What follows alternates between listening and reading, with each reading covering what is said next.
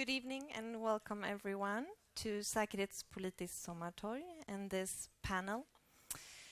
My name is Sofia Tuvestad. I am a Policy and Advocacy Officer for the Swedish section of Women's International League for Peace and Freedom, and I will be facilitating this panel that is going to be on the topic of a revived humanitarian perspective on nuclear weapons. What does it mean and where will it take us?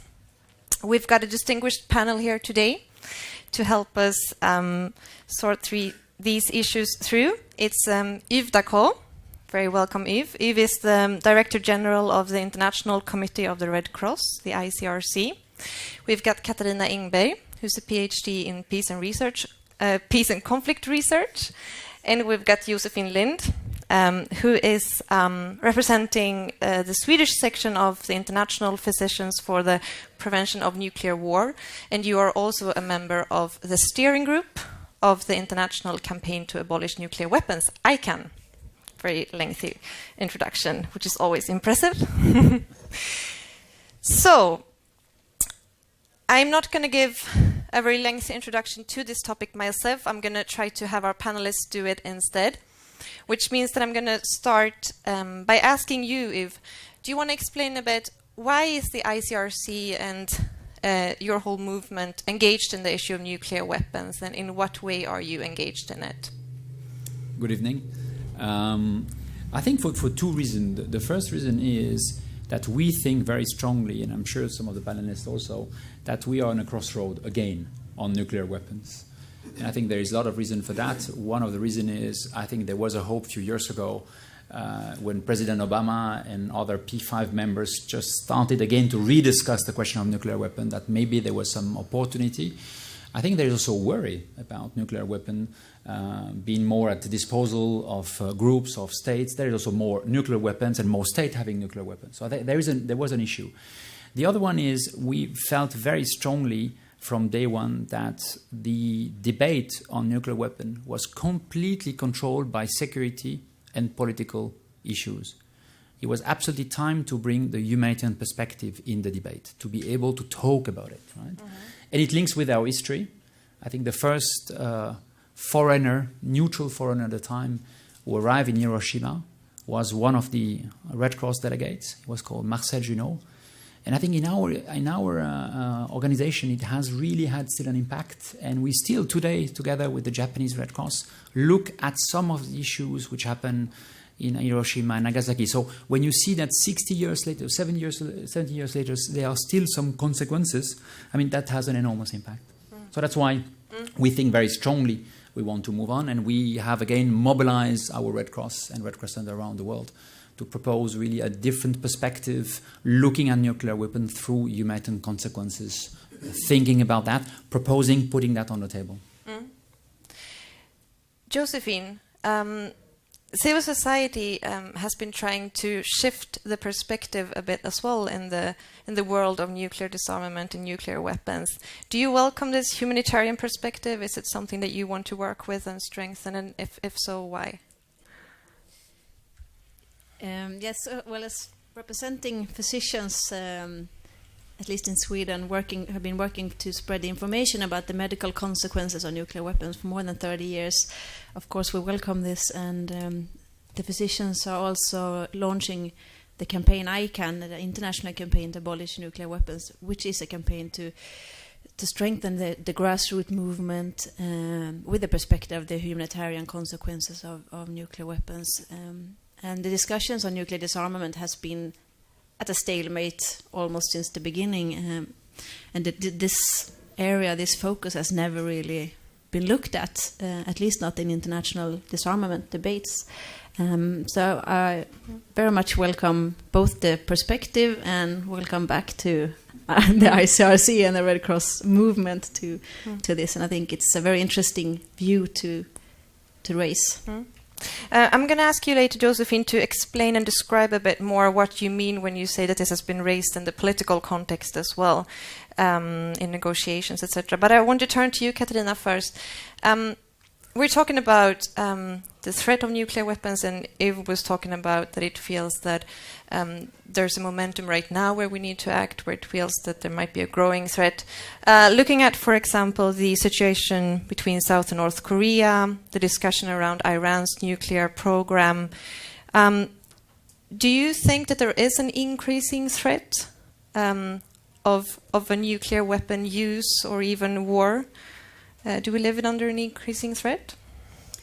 I wouldn't say a threat in the sense of immediate nuclear military threat, but there's definitely a threat of further proliferation, as Eve was referring to. I mean, producing nuclear weapons is not such a complicated thing. Once a country or even some actors achieve a certain level of development, technological development. So there is the constant threat that new actors will be able to produce, countries, of course, primarily nuclear weapons. And I think the old holders, countries possessing nuclear weapons, are keenly aware of that and that danger. And that, I think, has provided some impetus to negotiations or attempt at negotiations that have been stalled for such a long time.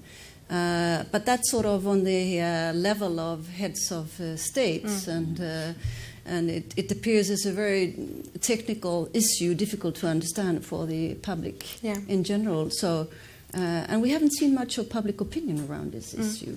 I think people have sort of felt hopeless and not knowing how to address this issue. So I think it is a welcome thing that you have more of a concern on the side of the broader public. If can I just say one thing about the public? I think there is also a sense for me that the public thinks that it will never happen. You know, there is a sense that we all believe that, you know, we've spoke so much about nuclear weapons, it happens once and that's okay. In a way that since now 60 years we have this dynamic which makes things happening. Yeah, it's okay. So it's resolved. And I think this is maybe where one of the issues for us is we need to make sure that yes, it can happen, and if it happens, the humanitarian consequences will be just terrible. And I think that needs to be understood. And I think there is something about that. I'm just going to jump in, and I know that the world of nuclear weapons is a pretty nerdy and technical one, so there will be terms up here that not all of you might be familiar with. I think there's been at least one so far, which is the term the P5. If there's anyone here who doesn't know what that refers to, it refers to the permanent members of the Security Council that also have nuclear weapons, as we all know. So China, Russia, the US, the UK, and France. So when somebody says the P5, those are the countries they are talking about. So if we have to create awareness about the catastrophic consequences. And there was a conference in Oslo in March this year that addressed this topic. Would you like to comment a bit on this and let the audience know a bit about this conference? And I know the ICRC was there. What I can say is now since 2 or 3 years, I think, first of all, let's recognize that some organizations are working on this issue for decades, I think. But there is a little bit of now momentum. If I just look at the Red Cross perspective, for example, in 2011, we brought all the Red Cross together and Red Crescent, and we had the resolutions on nuclear weapons. And really trying again to make sure that all Red Cross would discuss with the government, bring the humanitarian perspective in the debate. We thought it was absolutely critical to do that. We had some country who really were interested. Not a surprise, Norway, normally in terms of weapon, they are very active. And they proposed to have a conference. And the conference was looking at exactly how do we try to do, what type of awareness are we looking at. But they're also trying to start to look also at the process, because of course, where are the best process, where it might happen to make some progress. So I think this is where we are. I think the issue is, and I think it's important that we, and at least that's what I feel, is we should be careful not to be overwhelmed by the fact that nothing has moved over the last 60 years. And I think that's sometimes very depressing when you look into that. I think we need to be able to find some solution and try to maybe put a bit of pressure and maybe more creativity. I don't know if creativity is exactly the right word, but there is something around that, yes. So nothing has happened. There's been a stalemate for years and years. Katarina, why? Why has there been a stalemate? Why has states within the Conference of Disarmament or within the Treaty of Non-Proliferation not managed to gain greater success in terms of disarmament? Do you have any thoughts, any analysis you want to share with us? Well, I think it's an interesting, at least I find there's an element, general element when it comes to multilateral negotiations, be it nuclear weapons or climate change, whatever, that it's difficult to come to agreements in huge multilateral fora. And what we have seen, the steps that have taken have often been in the form of unilateral moves, while these huge conferences seems to be difficult to move ahead. But if we see this pattern of unilateral steps that are in and of themselves positive, then of course public opinion and pressure within countries are a very interesting and important element. Which might influence the governments also when they make unilateral steps.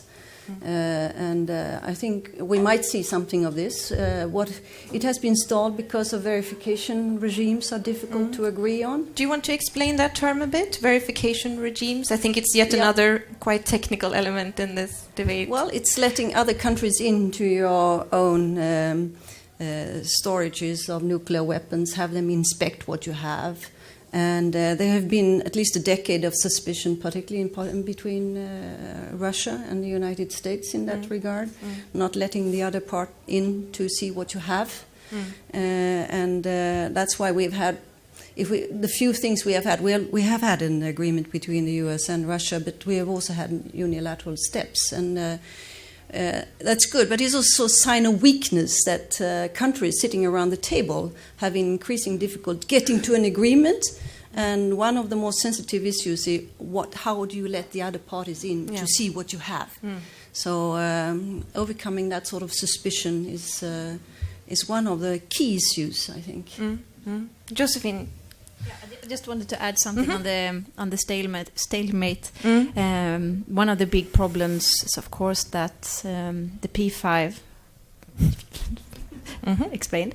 This is an imbalance between the states that have nuclear weapons and the states that doesn't have any. Since the Non-Proliferation Treaty allows 5 states to have nuclear weapons and the rest can't, so that's an imbalance. And also that those states are the permanent states in the Security Council. So I think those states with most power are the ones that are allowed to have nuclear weapons, and the other states have no area to really affect this or do anything about it, because it's the nuclear weapon states that sets the agenda. And it's, as we say, we never let the tobacco companies set the law, so why should we let the nuclear weapon states set the law for nuclear weapons? So there has been a stalemate, and there are difficulties around multilateral agreements, around, for example, verification regimes, and trying to renew the humanitarian perspective on this is, of course, a try to move the discussion forward and to create new opportunities for disarmament. We've talked a bit about the conference that Norway's government chaired in March, where they looked at what would actually happen if a nuclear weapon detonated. Josephine, you were there in Oslo. Do you want to tell us a bit about the feeling you had at this conference? Because I know a lot of NGOs, civil society representatives were quite excited. Well, it was like a party for disarmament nerds. It was a great atmosphere, and I think the P5 wasn't there. They were boycotting this conference. India, Pakistan, they were there. Iran doesn't have nuclear weapons, but they were there. North Korea wasn't there. So I think the fact that the P5 weren't there let the other states actually to talk in a way that they usually don't. And it created some kind of arena for other states to raise the issue and to talk about nuclear weapons without the P5 looking at them. And also this conference was, of course, a fact-based conference. The humanitarian consequences was elaborated. What will happen? How are the response mechanisms in the world? And as the conference concluded, there are no response mechanisms to handle the effects of a nuclear weapons detonation, and there's also no possibility to create such an mechanism. So at the conference, it's going to move on with a new conference in Mexico next year. So we'll see what's going to Mexico's objection for that conference is and what's going to happen there. But I really hope some more progress will be made. So this is not just another conference, because we don't need more conferences. We need action. Yves. Bring me two things. One, which I was also struck not only at the conference, but also we looked a few years ago about what would happen if a nuclear catastrophe will happen, if there will be an attack or whatever. Will we have the ability to provide humanitarian aid, as you mentioned some? And I think the answer is no. So it's not only it won't happen, but if it would happen, we would not be in a position really, if you look internationally, to be able to respond adequately with relevance to what happened. And I think this is something also shocking to know. We're not prepared. Not only us, but we are not. There is no preparation for that. And I'm just talking about the moment. Think about then long terms, what will happen. I think that's something which needs to be understood. We are not prepared to any of things of that. And I think the conference, again, put that a light on that. And I think it's important because we have this impression, it's okay, it will happen. It won't happen. But if it happens, we are not prepared. And we've looked into a study and I think we're absolutely not prepared. By the way, just to link that concretely is, if you remember, it was not just also nuclear weapons, but it was also the questions of mass weapon destructions in Iraq. We had as a responsibility for ICRC having staff also on the spot.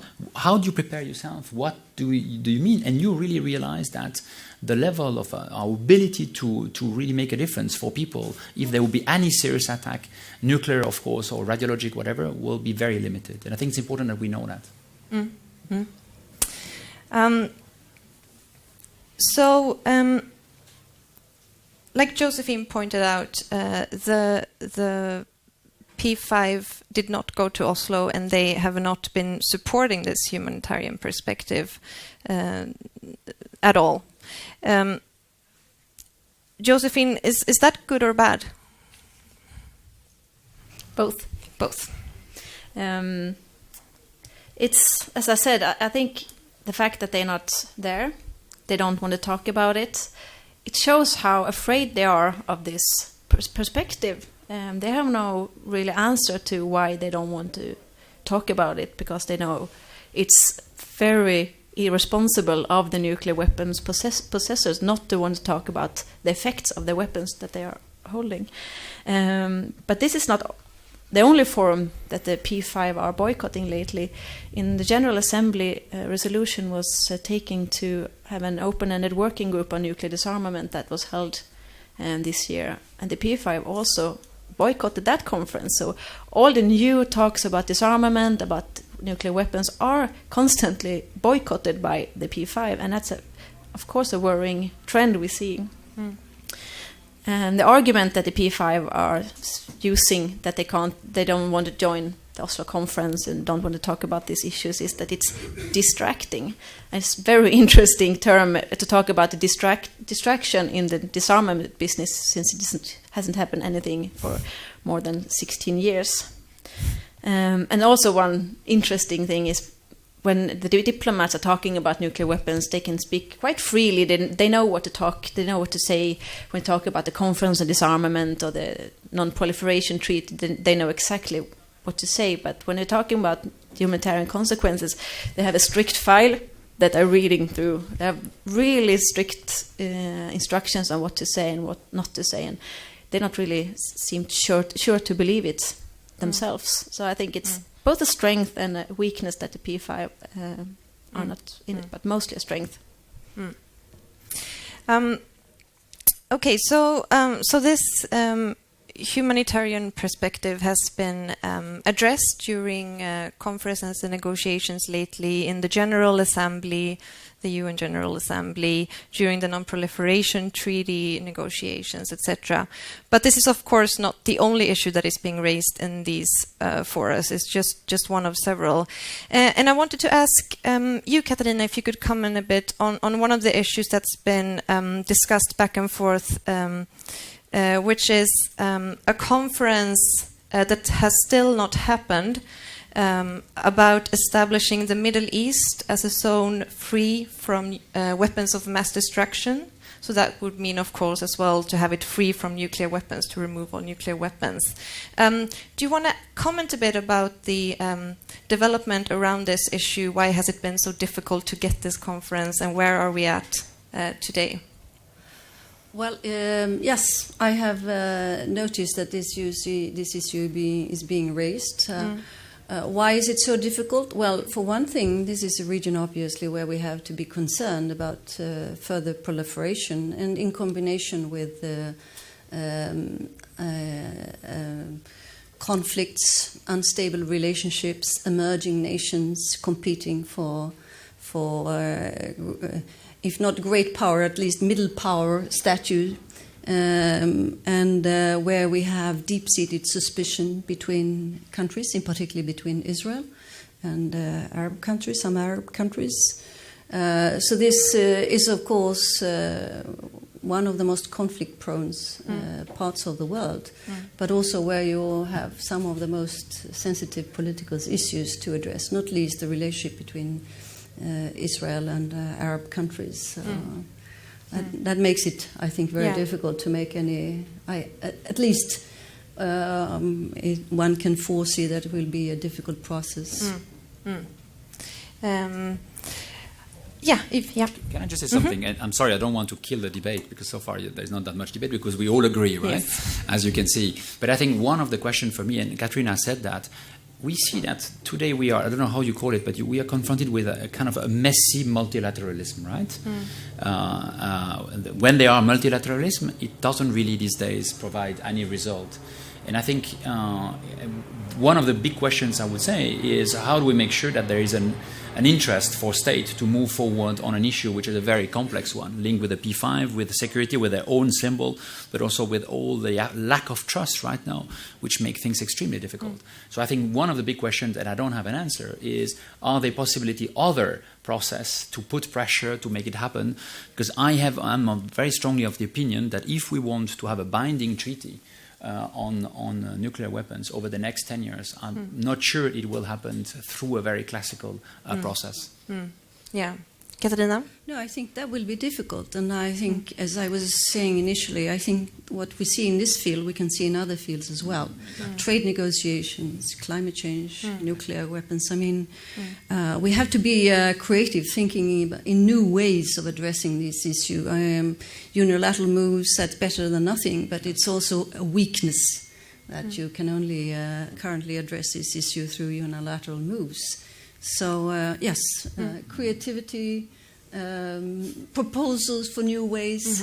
But underlying all of this is, of course, always also suspicion. Suspicion between nations. I mean, why are we worried between the relationship between Pakistan and India and the possession of nuclear weapons?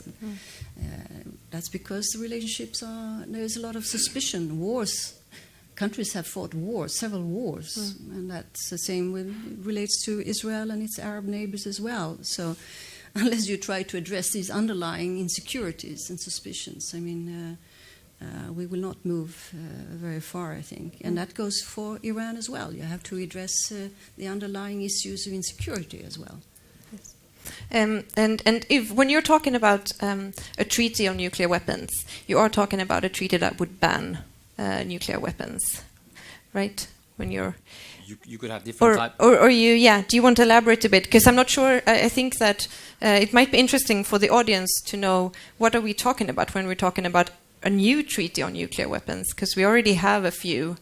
What would a new treaty entail? And then I'm going to, after that, let Josephine in to comment as well. I think there's can I start with one thing which I think is one of the most interesting is the International Court of Justice in '96, which already a long time ago did an advisory opinion on nuclear weapons, and they were very clear. They said it's absolutely contrary to the basic rule of international public law, of international maritime law, very clearly. And if you look at us, I think we cannot see any scenario which we can imagine the use of nuclear weapon is compatible with international maritime law, right? So I think that makes it very clear. Yeah. So yes, I think our call would be very clearly that we would like to have, if possible, a world free of nuclear weapon. I think it's not the kind of weapon that you just easily manage with a treaty where you say this is the way you do. So I think you have to move one step further, absolutely. And then the question is, and I don't have a perfect answer, I'm looking at Josephine, I'm not really as an expert, but it would be difficult to imagine just a treaty like that, but we will have to have a system which, of course, or ban or at least make clear that long terms we have a system which will go for a world free of nuclear weapons. Absolutely, no other choice. Thank you, Josephine. Yeah. Well, as I see it, we need to formalize that nuclear weapons are illegal. And also that they not just via the ICJ advisory opinion, but also via the non-proliferation treaty that most of the states of the world have signed. That it says that the states has to disarm in good faith, and in connection with the speech Obama held in Berlin recently, he also had a modernization plan for $275 billion US dollars to modernize his nuclear weapons arsenals, and that's not really what I see as nuclear disarmament. So I think the states are also they're violating the non-proliferation treaty. So and the treaty has also failed to prevent the proliferation of nuclear weapons, since we have nuclear weapon states. So I think we need to have some kind of new treaty or convention to formalize this illegality of nuclear weapons. And I think that the nuclear weapon states won't be signing this treaty if it's strictly pinned down how they have to disarm or how the timeline would look like. So I think a good start would be that the non-nuclear weapon states sets the agenda, they put down their feet and say that nuclear weapons are illegal, we have to ban them, and then we can start a process of getting the nuclear weapon states aboard, and they will have to disarm through a very strict verification system. So I think a ban would be a very good way to non-nuclear weapon states to set the agenda, and that's where we want Sweden. So you mentioned the speech that the US President Obama held in Berlin last week or the week before that, where he announced, among other things, a proposal to cut down on the US arsenal with strategic nuclear weapons by 1/3. Katarina and Yves, do you want to comment a bit on this speech as well? What do you think about this? Is this a step forward? What can we expect? How do you think Russia view this? What do you say, Katarina? Well, I think it is a step forward. I mean, I think I listened to your suspicions and your reservations with regard to P5, but I think there is the realization of some of the heads of state that and governments that these weapons are not, I mean, particularly in view of the risk of further proliferation, that this is a genius that one would like to put down back in the bottle. I mean, it didn't look like a controlled process when the Soviet Union and the United States first got nuclear weapons. We lived in fear. But eventually a pattern of negotiation was established. If you are critical, you can say, well, it happened at a point when they both had what was called mutual assured destruction. They could destroy each other, so whatever new they would produce and buy would not be very beneficial. I mean, wouldn't add much. So it was sort of a rational way of keeping of not over-investing in the nuclear weapons, and that's was one of the incentives for some of the agreements. But still, it was two actors, and it was they were able at least to you could get an overview of the sort of negotiations that were happening. Now nobody is in control, really. And I think that heads of states, also P5s, you have to give them the benefit of the doubt that they also worry about the use of nuclear weapons. And in that sense, we have to welcome whatever new initiatives we can see. We have to look critical at the data. As you were saying, there is also money for investment, and some of the weapons that may be proposed for cuts are just old weapons you don't want to invest more money in. It's very costly. It's very costly with nuclear weapons. So, in fact, governments may want to shift to other arms. So you have to be very critical. Look at the details. But I think it's a good thing. But it's complicated because it ties into the question of missile defense that the Russians are very suspicious about. Do you want to explain that a bit more? Just you want me to get technical? No, just so it's about the U.S. Missile, defense system. We have had when the Soviet Union and the United States dominated in the 70s. The nuclear negotiations, there was a common agreement that they wouldn't create defensive systems that could shield them, protect them against nuclear weapons. One would be mutually vulnerable because the whole theoretical balance of the nuclear arsenals was based. We are equally vulnerable. But that agreement is no longer there, and we see more and more defensive systems being created that gives you, with the idea being that you can protect yourself against missiles from other nations. And the argument being on the Western side, this is against Iranian rogue states' weapons. But the Russians feel vulnerable or are suspicious about this, and that is a new element. At the same time, we can discuss that, but at the same time, I think the creation of defensive systems is sort of something that is difficult to avoid. But it's a complicating matter. Also, in terms of the agreements, they haven't addressed an issue which is of interest to us in this part of Europe, which is tactical or substrategic weapons with short ranges, and we have quite a few of them in Europe. And that's something, I think the initiative, at least if you are hopeful, this initiative on further agreements between Obama's initiative, possible negotiations between Russia and the United States, at least could create some momentum for also addressing the issue of substrategic weapons. They have been forgotten, and they are there, and should be part of negotiations. I just wanted to come back on one or two things that Katrina said, but also Josephine. I think the key element for me is that there is a lack of control.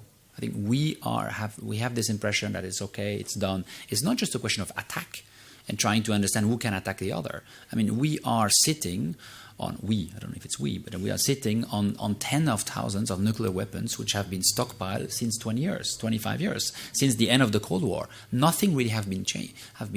And I think if we just, as an assumption, says there will be no accident, no worry, everything is okay, just without even talking about attack, I mean, there is a real concern of that. And in that sense, I have a slight differences with Josephine in terms of strategy. I'm of the opinion that it would be extremely difficult to make any serious move without the P5. I think they need, of course, you said that, but I think they need to be embarked from day one in that element. And I quite agree, if there are some unilateral proposition, whatever. So the question, I come back to the humanitarian perspective, to the debate. We need to make sure that there is a strong debate also in the US, in Russia, I know it's difficult, in China, in France, in UK, that there is an understanding also that within this country, it's critical to move in the area. If they are outside of the questions, and it's just a discussion from distance, I think it will be very difficult. Last but not least, the other key word is proliferation. I think we are also basing ourselves on an assumption that it is owned by country. Okay, who knows? who knows what will happen tomorrow? And I'm of the opinion, and it's a personal opinion of the worry also, that maybe what will make, and I hope I'm wrong, state realizing that they need to move very quickly is then when an accident or an attack starts with somebody not really foreseen. And I think then suddenly everybody will have to react. And I hope we will not wait these terrible things to happen in order to move. But I think today we are in a world where we cannot just exclude anymore that these type of weapons are falling into different type of hands, and also just in terms of accident, in terms of lack of control. So I think it's really time they grasp it. And I would say, I agree with you. There are some politicians, I think, and some people in civil society who start really in this country to understand that. We just need to make sure that it moves one step further. Absolutely. I'm going to stay, keep us a bit with one of the things you said, partly because finally we have something that you might not agree on completely. So let's hang on to that for a bit. To find something. Yeah, exactly. No, but I think it's important to keep discussing a little bit more the issue of could the world, the states that don't possess nuclear weapons, which are of course in majority, could they move on with a process from a humanitarian angle for new disarmament initiatives without the P5, which is then, just to remind us all, the permanent members of the Security Council that also have nuclear weapons. Could these states that don't have nuclear weapons move on without the P5 or not? If you were a little bit more skeptical of that, but Josephine, you said that they should. Josephine, is there a point of doing this if you don't have the people that have these nukes in their hands with you? I understand that it sounds a bit weird, but what I meant is I think we've been talking for many years about the Nuclear Weapons Convention, and there has also been a suggestion on how this convention would look like, a model nuclear weapons convention that is. And what does that mean, yeah, a nuclear weapon convention? It's a convention with all the verification systems, a timeline, and how the disarmament process would look like. To make it safe, to make it everyone sure that there are no nuclear weapons left or no nuclear weapon states can develop. And I think it's very difficult to get the P5 or other nuclear weapon states on board to just accept this kind of document and start getting the nuclear weapon states to start negotiate another convention. Now is not really going to happen. We're not there. So what I meant is, if we look at another thing, we look at a ban treaty that would ban nuclear weapons. That's something that the non-nuclear weapon states could start off with. It could probably engage about 140 countries that would clearly say that nuclear weapons are not allowed, and also would prevent these states from investing in nuclear weapons. It would make it harder to the nuclear weapons factories to get the finances going, but also make the nuclear weapon states able to join within certain timeline that they have to disarm in a certain timeline. Then they could join this ban treaty. So this would be a stepping stone to get the states to feel the pressure from the non-nuclear weapon states that the world around them finds this not legal, and put a pressure on them to start negotiating a convention that would finally eliminate all nuclear weapons, and would also stop the imbalance between the nuclear weapon states and the non-nuclear weapon states, and also the states that have nuclear weapons that are not part of the non-proliferation treaty. So we're going to move on to questions from you in a few minutes, so you can start preparing questions for this panel. It can be, of course, on other issues than the one we've discussed as well. It should be on nuclear weapons, but it can be on other things as the ones than the ones that we've brought up here. I realized that I'm not sure. Did you want to comment on the Obama speech as well, Yves? Because I never welcomed you to do that. No. I think the only thing is, I hope you realize that there is not only Berlin, there is Visby. That's a nice place to come to make this kind of speech. No, I think I was sharing on that view what Katrina and I was saying. And I think we need to look at President Obama as the beginning of his first presidency, where he really decided to put nuclear weapons on the table very high. It was his choice and the choice of an administration. And I think we don't have other choice than to believe that is faithful. I mean, he has to move on. I was not completely, at the time I saw there was a dynamic. In 2009, the Security Council discussed about it. Very carefully. So I think it's true. If one of the five or two of the five don't take the lead, it will be extremely difficult. I still hope they will make it. My problem is we are just now in a world, again, and you mentioned that relationship with Russia are very complicated. I think Syria, what's happening in the Middle East, doesn't simplify things. On the contrary, makes it more complex.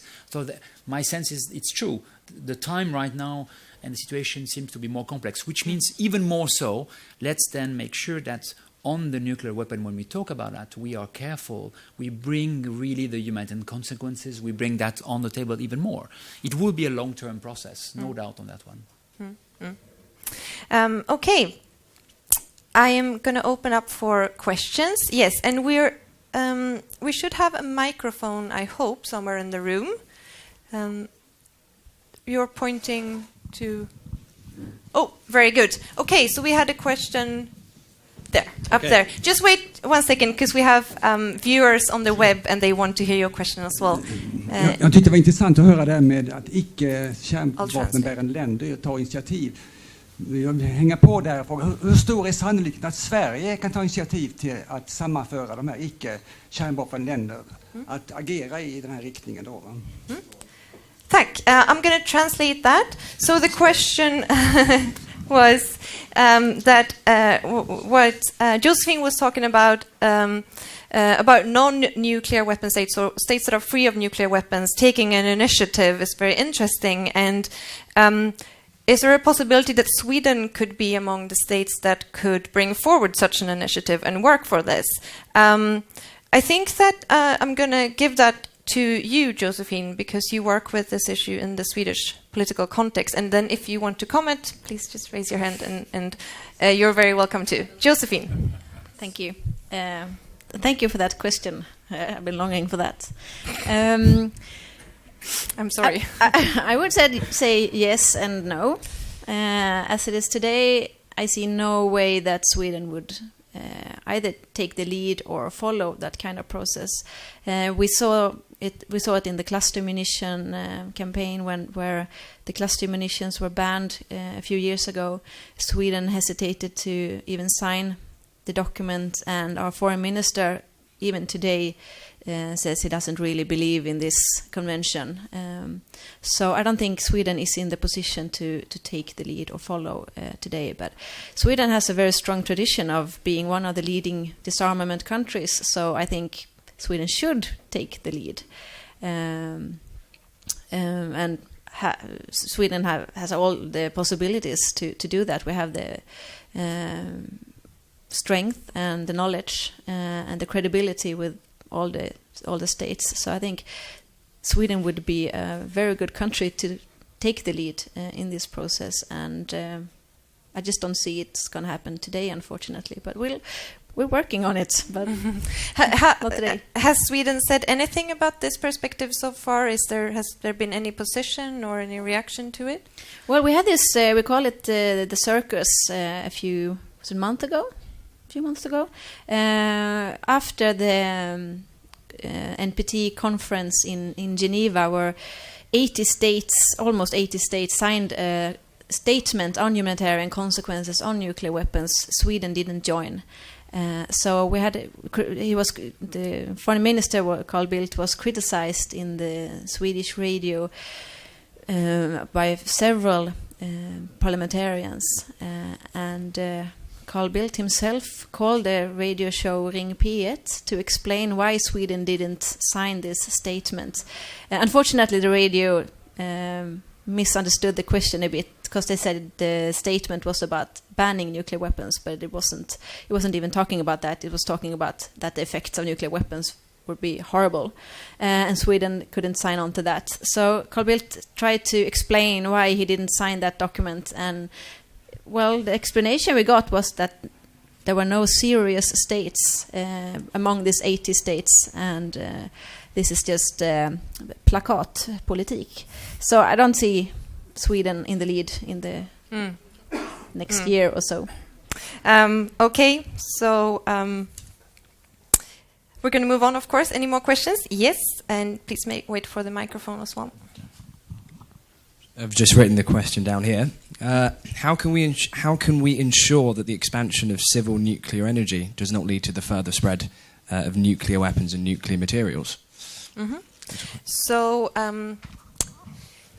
Katarina, do you want to comment a bit on that?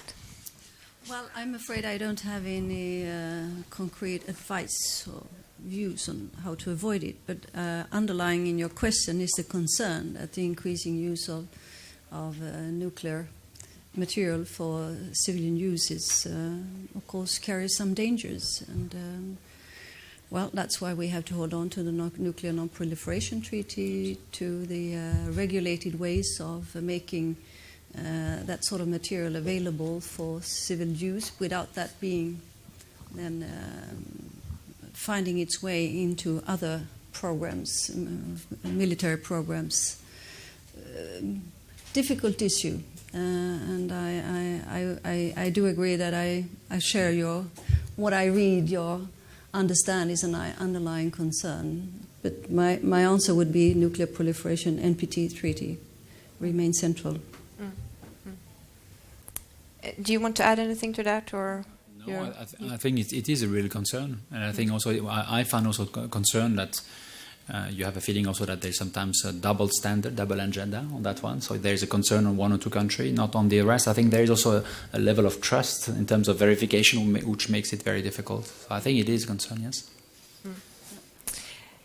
Okay. Do we have more questions? Yes, we have two up here. We can take them both after each other. Thank you. I heard a rumor that there are these big states with atomic weapons that they are developing, researching smaller weapons. Is this true? And what is the possibility that they would use those kinds of weapons without fear of getting a bigger reaction? So the question of the smaller kinds of tactical weapons or strategic weapons. Well, thank you very much. Yes, maybe not this, but small. Yeah, absolutely. Yeah, and yeah. I just had a question regarding the P5. How likely is it really that they will disarm, knowing their modernization costs, and is it really enough their concerns for further proliferation for them to disarm without an initiative such as a treaty ban or non-nuclear weapon states ganging up against them? Is there really any likelihood that they will disarm unilaterally or that any one of them will take the lead? Is there any other way than a ban treaty? Really? Really? Okay. Yeah. So do you want? Let's start with that question. I think it's if you ask us to read a bit in crystal ball, I think there are other reasons. They are not very good, but there are other reasons, and they maybe don't have to do anything with the treaty as such. I think one of the issue is proliferation, lack of control. You might have weapons or goods outside of official hands, so you might have suddenly an interest. It's not a very good response, but you might suddenly have an interest for everybody to be a bit more serious about that. I think that's one, very clearly for me.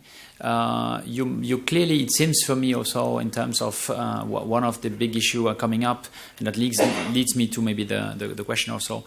You might have, it's true, some nuclear weapons being now a bit of a run to have a better nuclear weapon, more control. But I think the perspective, and again, the International Court of Justice in '96 already said, at the time, if I'm not mistaken, in advice opinion, that even if you use small weapons, first of all, you have to think think what small weapons is in terms of nuclear. I think I'm not a specialist, you will tell us. But I think we are talking about weapons today will have much more powerful than Hiroshima, just to have a sense, when we talk about small nuclear weapons. So in terms of consequences, again, it will be dramatic. And again, it was very clear 10 years ago and still clear today that, in fact, you don't know the impact then on mid to long term. We have no clue. Despite of any research done, on the contrary, I think we have a sense that it will be totally out of control. I think it will make it very, very difficult. Last but not least, for me, talking back to the dynamic, I think it's also something which is not only linked with the nuclear element. And I'm above far-fetched, right? But if you look at 20 years on the row, I don't think, for example, the 5 permanent member will maintain the permanent members at the Security Council. I don't think so. It will not happen. Or maybe I'm wrong. Then if the 5 seats remain the size it is, they will absolutely then keep, I'm convinced, then the nuclear, I mean, there's no interest then to move into any nuclear disarmament. But my sense of what I'm trying to expose is not a perfect one, is it's not just about nuclear. It's also about politics. It will be the role of the Security Council.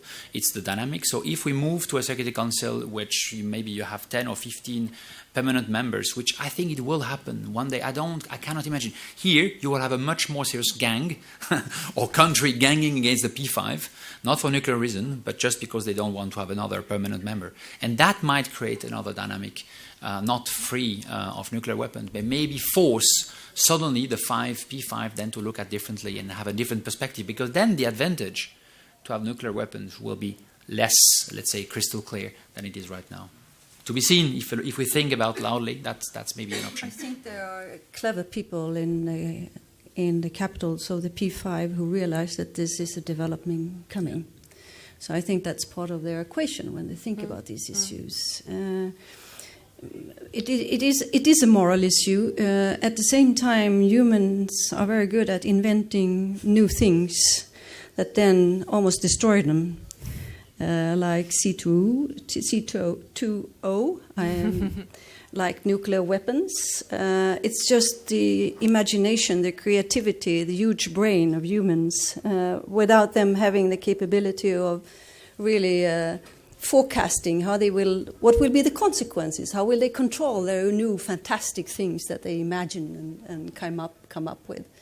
So I think we have to realize that this is part of the inventions of humans that humans then do not really know how to handle, and that we have come to a point, I think, where some of the P5 and particularly individuals in the capitals, some of the P5 countries realize that they have decreasing possibility over time to control developments when it comes to nuclear weapons. It has never been a useful weapon. It has never been a useful weapon. And that they realize that this is the time to move. So in that sense, there might be also a window of opportunity now that if they are still going to control also disarmaments and stop or diminish the danger of further proliferation, this is the time to do it, because their power, they might not have the same power. They might not be in control to the extent that they are now, 10 years ahead. Do you want to comment more on this, Josephine?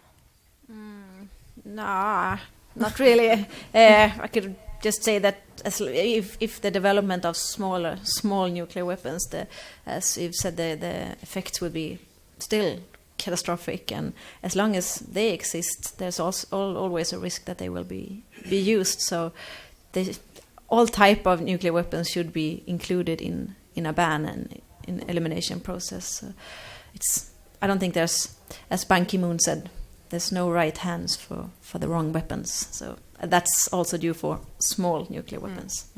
And when we are now talking about small or big nuclear weapons, which is never a very good thing to do because they're obviously all catastrophical if they are used. But we've been talking about strategic and tactical weapons, and I know that that's one of the things that we haven't maybe explained, and there might be people here who aren't sure. Josephine, do you want to just very shortly describe, when we talk about strategic nuclear weapons and tactical nuclear weapons, what do we mean? But mainly talk about how far they can reach. So strategic is like intercontinental missiles that can go from Russia to to the US or from between continents with tactical or sub-strategic is for shorter distances. Those that were used they weren't used, but they were threatened with during the Cold War. They were supposed to be used on the battlefields. So that's the distinction between those kind of types. Thank you. Okay, we have time for one more question? If there's a follow-up? Yep. If there's... What I meant was that if could it be like that in their minds that those who believe in who are in fear in different ways think that it could be useful, as today they are sitting in somewhere and with a joystick sending drones with weapons, other kinds of weapons who kill collaterally. Could it be a level of destruction from a nuclear weapon that would be used because otherwise we would be threatened ourselves? That was my thought. Very, very small. I mean, okay? Yes, Eve? We'll try, and Katrina will follow me. And that's a guess, right? I think so far the technology, but okay, let's imagine they will achieve that, which is drone having in a drone, if we far-fetch a little bit, right? The weapons where you're a little bit of nuclear into it. My sense is the day you do that, you allow the other to use. In fact, you just unleash the nuclear possibility, because the other, the one you do that on the territory, maybe doesn't have the same technology than you, but still have nuclear weapon, especially these days. So in a way, what you do, you allow your adversary to use nuclear weapon. Extremely risky, I would say, right? Right. So the likelihood seems to me extremely limited. Where there is a likelihood we didn't speak about, sorry, just to complexify, is cyber attack or questions. And here, one of the questions I'm still not completely sure is you have two countries at least in the world, two countries that we know well, the United States of America and China, for different reasons over the last year and a half, who has said that if a cyber attack amounts to a certain level, they would consider them an attack against their country. That's interesting in terms of what that does mean in terms of international humanitarian law, but also what do they mean by that? Do they mean they will attack the other country? Is it something to look into that? It's not with nuclear, but I think around that there is, I think, something linked with the cyber war and how far it goes and what does that mean for a state if they want to, how do you control the level if you want to attack? What does that mean? And there are questions around that. But the drone with the nuclear element doesn't mean it's impossible, but technically. But I think politically, in military, I found that totally impossible. I don't know. What's your, Katrina? What's your? Yes, yes, for exactly the reasons that you are saying. You don't disagree? No, No. It's bad. It's bad. Those all nukes are bad. Those are bad. And I don't have any news. So What would a small, as you've been mentioned by my fellow panelists here, I mean, a small nuclear weapons is cause terrible devastation and cause suffering that we cannot address, do not have means of addressing. So small, even the smallest weapons today have such a high yield, are so efficient. I mean, consequences are even impossible to fathom. So. Yeah. There are no nuclear weapons that wouldn't have catastrophic consequences that the world just couldn't deal with, basically. Okay, so we're gonna. We have a few more minutes, and I'm gonna ask, which I might focus here on even Josephine. I'm gonna ask you to talk a bit. How are you gonna proceed with this issue about the humanitarian perspective? What's next on the agenda? How are you going to work to make it even stronger? Josephine. thank you. Very easy question. I mentioned before about the conference in Mexico, and that's something that we in ICANN look forward to very much. And this is going to be a conference with governments. It's going to be a governmental conference, yes. And I hope that there will be as many states as there were in Oslo. I think it was 127 states participating. So that's this is a big thing that we really look forward to, and I can is hopefully going to be able to join the conference with a civil society delegation to put the pressure on the states to actually do something also, and not just to talk. And I think this perspective is very useful for us in the civil society. It can put the nuclear weapons issue on the agenda again. It's easier, as you said earlier, to people to relate to if you talk about the consequences and not about just numbers and who are the states and this is the treaty and who's who, and the things has been going around for too long. So I think the humanitarian perspective is a way to collect the civil society and to collect the people to understand what we are really talking about, and to make it easier to grasp this whole technical, sometimes technical agenda. Yeah, Yves. It is a very technical, but also a very political agenda, Yes. as we can see, and it's a very complex one to manage because there is a lot of link. I think what we will do is preparing and looking forward for the Mexico conference. But I think what we want to try to do is also to engage the state. I think we think it's important to engage them also directly at all the different levels, from experts to political persons. And I think what we want to do is to bring this humanitarian perspective and humanitarian consequences. I think we want that. We think we have the legitimacy as others to be able to do so. And we want to do that also with the P5. I think it's important to mention. It's going to be very interesting to follow that. Katarina, do you want to say a few words as well? What do you see as the biggest challenges as we move forward within the world of nuclear non-proliferation and disarmament? Well, I think the greatest dangers is now that we have an increasing number of countries able at producing nuclear weapons. It's not too complicated. And at the same time, many of these countries, you find them in conflict-prone areas with a lot of suspicion between nations, but also competition. Nations that are rising. I mean, as a European, you sort of observe this competition in the Middle East and in the Asia, and you always fear that what we have seen in Europe will be repeated elsewhere, and hope it will not. So it's that combination of the ease with which a country at a certain level can produce nuclear weapons, and at the same time many of these nations find themselves in nuclear-prone areas. That's worrisome to me. I'm also worried about the fact that the old ways of negotiating doesn't work very well. Don't seem to work. No, it doesn't seem That's to work a huge anyway. challenge. Yeah. And let me say, it will be very interesting as a test case for where these things are going now, to see what will happen in negotiations between Iran and the countries that are negotiating and organizations with Iran. Let's see. With a new president now. And, with a new president, or whether we are going towards more of trust and negotiations, or to the contrary, if we are going in the wrong direction.